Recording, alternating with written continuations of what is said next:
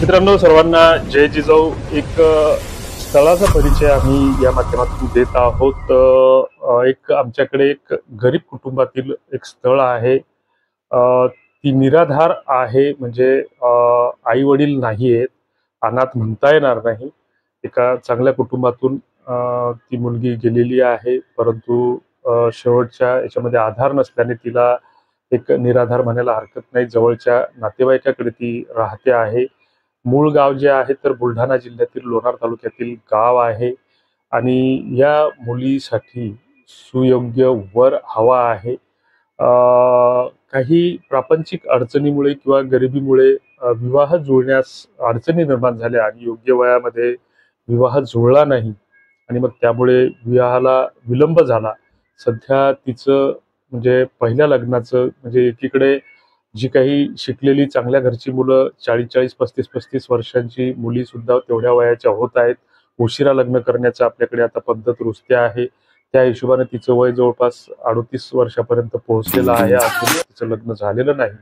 आणि हे स्थळ जर तुम्हाला योग्य वाटत असेल, तुमच्या योग्यतेचं वाटत असेल, तर या स्थळासाठीची जी काही अट आहे, तर सध्या ती नातेवाईकाकडे मुंबईला राहते आणि पुणे, नाशिक किंवा मुंबई या भागातील स्थळ असल्यास तिचं प्राधान्य आहे.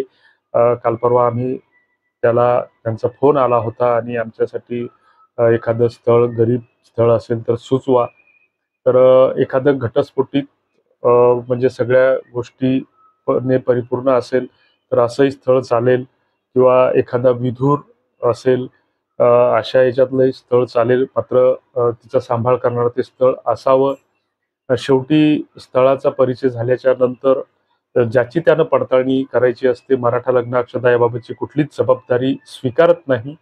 फक्त स्थळं दाखवणे, परिचय करून देणे हा एक उद्देश या लग्नाक्षताचा आहे. विवाह फसवणुकीपासून सावध करणे हा सुद्धा याचा उद्देश आहे.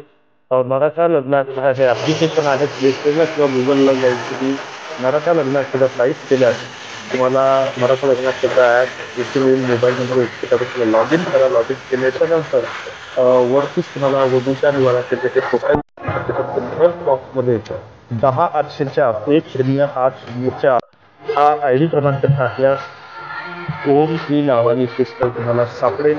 त्या स्थळाची आपण माहिती द्यावी, योग्य ती पडताळणी करावी आणि त्याच्यानंतर आपण ह्या स्थळाला सामील घालू शकता. तर धन्यवाद.